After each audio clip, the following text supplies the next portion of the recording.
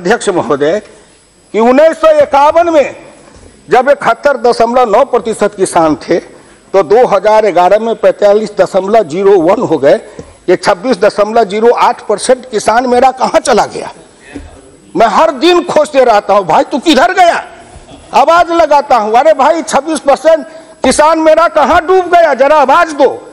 तो आवाज आती है उसी आंकड़े से कि 1951 में खेतीहर मजदूर 28.1% था, जो बढ़ करके 2011 में 54.09% हो गया, वो 26.08% बढ़ गया।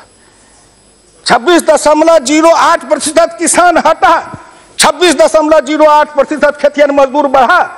इसलिए हमारी नीति ऐसी रही कि किसान को मजदूर बनाते जाओ, गरीब बनाते जाओ, शहरों में जाओ, और वो भाग के शहर में आया।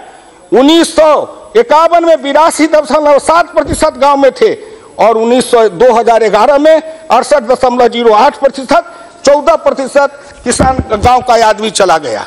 वही था जो शहर में आया, दिल्ली में आया, फुटपाथ पर सोता है, पेड़ के नीचे सोता है, रिक्शा ठेला चलाता है, आधे पेट खाता है। अगर धन्यवाद देना चाहिए गुरुद्वारा को, जो गुरुद्वारा के लंगर का प्रसाद अगर इन हजारों लोगों को रोज दोनों शाम नहीं मिलता तो कितने लोग दिल्ली में भूखे रह जाते। किसान के बच्चे सभी जाति के हैं, ये नहीं कि कोई पिछड़े दलित हैं, सभी जाति के हैं। गांव में वो ब्राह्मण है, भूमिहार है, राजपूत है, अच्छे परिवार उनके बाप दादा थे, लेकिन दिल्ली में आकर के वो टेम्पो चलाता है, रिक्शा चलाता है, मजदूरी करता है। कहाँ परिवर्तन किया? उसको बदलने के लिए श्री नरेंद्र मोदी ने प्रयास किया है कि हम इस दिशा को कैसे बदले। मैं इस पर आता हूं कि भंडारण की बात कर रहे थे। ग्रामीण गल्ला गोदाम श्रीमान अटल बिहारी वाजपेयी जी के समय में चला था, आप भी मंत्री थे उस सरकार में, मैं भी था। और उस समय श्रीमान अटल बिहारी वाजपेयी ने चलाया था ग्रामीण गल्ला गोदाम। गांव गांव में गोदाम बना, 33% सब्सिडी, पहाड़ी राज्यों में 50% सब्सिडी। अगर तब से वाजपेयी जी के हटने के बाद से अगर इस कार्यक्रम को तेजी से चलाया गया होता तो हिंदुस्तान में करोड़ों मिलियन टन का गोदाम गांव के अंदर बन गया होता और हमारे अनाज रखने की जो समस्या है वो नहीं रहती, विकेंद्रित व्यवस्था में होती। ये क्यों नहीं बनाए? इसलिए नहीं बनाए कि गांव गांव में गोदाम बन जाएगा, वहां अनाज रखा जाएगा, FCI बंद हो जाएगा, उसके बीच में जो खाने वाले लोग हैं, 2 पैर 4 पैर वाले चूहा, वो सब हिंदुस्तान से कहां भाग जाएंगे, इनको कौन बचाएगा? ये योजना चली। अगर इनको विकेंद्रित करते, आज भी कहता हूं इस पर सरकार ने जोर दिया है, अभी भी इस दिशा की ओर हम बढ़ रहे हैं कि भंडारण की हमारी समस्या का निदान होना चाहिए। आखिर जब आजाद भारत में हम जब आजाद हुए थे तो उस समय हमारे उत्पादन जो देश के अंदर था 1990 50-51 मिलियन टन, आज बाहर के लगभग 272 मिलियन टन पर हम पहुंचे हैं। इस देश का किसान ही बढ़ाया न है।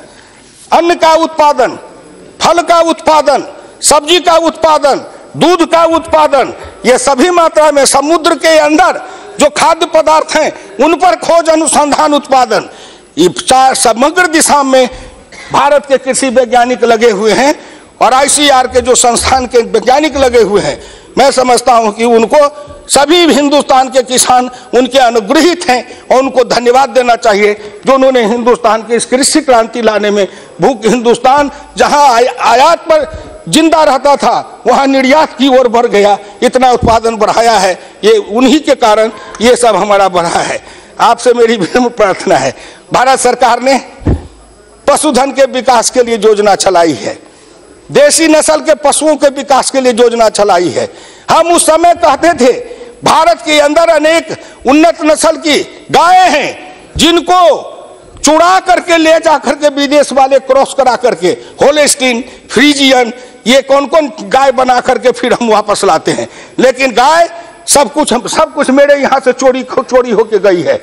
जब मैं कृषि मंत्री था तो इसका मैंने पता लगाया। आंध्र का अंगोल, केरल का बेचूर, गुजरात का गिर, राजस्थान का थारपारकर, साहिवाल, ये हिंदुस्तान की ऐसे नस्ल की गायें हैं कि अगर इनको सही दिशा में आपस में क्रॉस किया गया होता, हिंदुस्तानी नस्लों को संकरित करके और संस्कारित करके एक नए नस्ल पैदा किया कर दिए होते तो आज हिंदुस्तान में एक अलग कृषि क्रांति होती और हिंदुस्तान के किसानों के घर में अलग तरह से खुशहाली आ जाती। लेकिन नहीं किया। क्यों नहीं किया?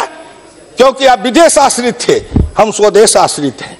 आप विदेशी को बढ़ाना चाहते थे, हम स्वदेशी को बढ़ाना चाहते हैं। आप पश्चिमी संस्कार वाले थे, हम भारतीय संस्कार वाले हैं। आप पश्चिमी रास्ता को अपनाते थे, हम भारतीय रास्ता के अपनाने वाले हैं। हमारे और आप में बुनियादी अंतर है, मानसिकता में अंतर है, विचार में अंतर है, चरित्र में अंतर है, व्यवहार में अंतर है। हमारे आप में आकाश पाताल का अंतर है। आप पश्चिम की ओर भागने वाले हैं, हम पूरब दिशा में चलने वाले हैं। इसलिए हमारे आप में कभी समन्वय हो नहीं सकता।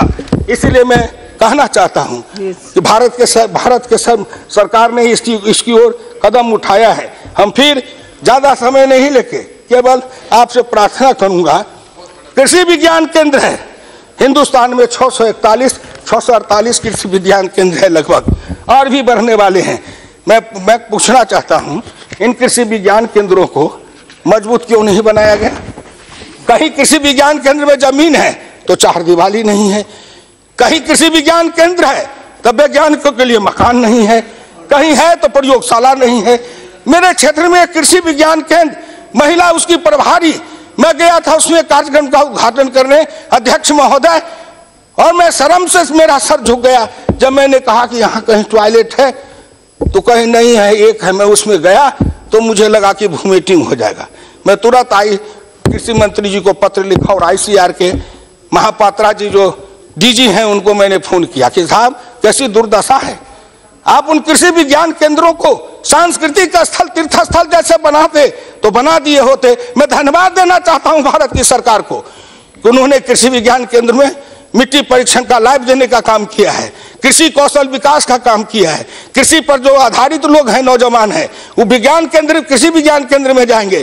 कृषि के परंपरागत ज्ञान का, कृषि के परंपरागत अनुभव का, कृषि के परंपरागत तकनीक का, कृषि के परंपरागत सब कुछ का वो प्रशिक्षण पाएंगे, उनको उसका कौशल दिया जाएगा और वहां वो उस ट्रेनिंग पा करके फिर नए भारत के निर्माण में निकलेंगे, गांव में बसेंगे, खेती में लगेंगे और नई पीढ़ी खेती से भाग रही है, उस समस्या का समाधान निकलेगा। एक बात और कहना चाहूंगा, इन्होंने एक योजना चला दी मनरेगा। साहब मैं किसान हूं, केरल गया, तमिलनाडु गया, कर्नाटक गया, आंध्र गया, बंगाल गया, असम गया, सब जगह गया और मैंने किसानों के प्रतिनिधि को बुला के बात की, आपकी क्या समस्या है। सबसे किसान प्रतिनिधि केवल एक बात कहता था कि साहब आप हमारा उद्धार चाहते हैं तो इस मनरेगा से मुक्ति दिला दीजिए। हम कहा क्यों? तो कहा ये फालतू में काम धाम करता नहीं है, मुफ्त का डुप्लीकेट बिल बना के सब खाता है, हमको मजदूर नहीं मिलता है। रघुवंश सिंह जब ग्रामीण विकास मंत्री थे उन्होंने इस पर चर्चा की कि एक योजना का स्वरूप बनाया था कि मनरेगा से, मैं कहता हूं जो 200 रुपया कि 250 रुपया रोज देते हैं, वो 200-250 रुपया रोज किसान को दे दीजिए खेत के मजदूर के लिए, और बाकी जो 100-150 लगेगा वो अपना घर से मिलेगा। आप दीजिए उनको मनरेगा वाला, बाकी डिफरेंस वो 300-400-500 लगता है, तो उसमें मिला करके वही देगा। हिंदुस्तान के सब मजदूर को काम मिलते रहेगा, काम देंगे हम, गांव-गांव में रोजगार देंगे हम। और हमको क्या बनाया गया? हमारे बेटे पढ़े लिखे, पैंट वाले, पतलून वाले, मोबाइल वाले, अब उनको कहते हैं कुदाल उठाओ, टोकरी उठाओ, मिट्टी खोदो, यहां से वहां फेंको। हमारे बच्चे को आप इतना हीन भाव से समझते हैं। आपके बच्चे काबिल बने, विद्वान बने, अब मेरे बच्चे कुदाल और टोकरी लेके सर पर मिट्टी खोदे। कहां डंपर का जुग आया, कहां JCB का जुग आया, कहां ट्रैक्टर ट्रॉली का जुग आया, कहां हिंदुस्तान इसरो वाले एक ही सैटेलाइट से 104 छोड़ रहे हैं स्पेस में, अंतरिक्ष में सैटेलाइट छोड़ रहे हैं। कम कहां चले गए? और ये कहते हैं तुम कुदाल उठाओ, सर पर टोकरी रखो, मिट्टी खोदो, उस मिट्टी को फेंको। हिंदुस्तान के अंदर कृषि क्रांति आई है। मैं एग्रीकल्चर मिनिस्टर से भी कहना चाहूंगा कि आप ग्रामीण विकास वाले से बात करिए। हमारे कृषि क्रांति आई है। पहले हल बैल से खेती करते थे, तब कच्ची सड़क से काम चलती थी। अब ट्रैक्टर है, पावर टिलर है, थ्रेसर है, हमारे पास में कंबाइन मशीन है, ये सारे चलते हैं खेत तक। और हम कहते हैं खेत को पक्की बनाओ, पीसीसी बनाओ जिससे किसान को दिक्कत नहीं हो, हर खेत तक हमारे कृषि यंत्र चले जाएं और हर खेत में फसल काटे और तुरंत पंजाब के जैसे, हरियाणा के जैसे मंडी में पहुंचा दे। ऐसे बनेंगे कब? जब ये मनरेगा के सारे पैसे से कुछ नहीं करते, केवल मेरे गांव के सब सड़कों को पीसीसी बना दिए होते, हर गांव से गांव को जोड़ करके पीसीसी बना दिए होते तो भारत का कायाकल्प हो जाता। इसलिए कि दृष्टि ग्रामीण नहीं थी, दृष्टि किसान वाली नहीं थी, इसलिए वो सुर नहीं गए। इसलिए मैं प्रार्थना करना चाहूंगा, राष्ट्रीय कृषि विकास योजना चली, उससे किसानों में क्रांति आई। हमारे आपके समय में ही श्रीमान अटल बिहारी वाजपेयी ने इस योजना को शुरुआत किया था। उसे किसानों को यंत्र मिलने लगे, कृषि की सामग्री मिलने लगी, उपकरण मिलने लगा, उसमें चलने लगा। बाद में चल के इनके राज में वो चाइनीज पावर टिलर मंगा करके 60,000 का पावर टिलर 1,75,000 में किसानों को बिकवाने लगे। मैं भारत सरकार को धन्यवाद दूंगा कि हम लोगों ने इस ओर ध्यान दिलाया, तो उन्होंने कमेटी बनाई है। ICR के डीजीजी सुंदरम साहब इस कमेटी के चेयरमैन बने हैं और उनको अपना रिपोर्ट भारत सरकार को दे रहे हैं। मैं कृषि मंत्री जी से मांग करूंगा कि उनके रिपोर्ट की दिशा में भारत सरकार को कार्रवाई करना चाहिए, इस पर सोचना चाहिए।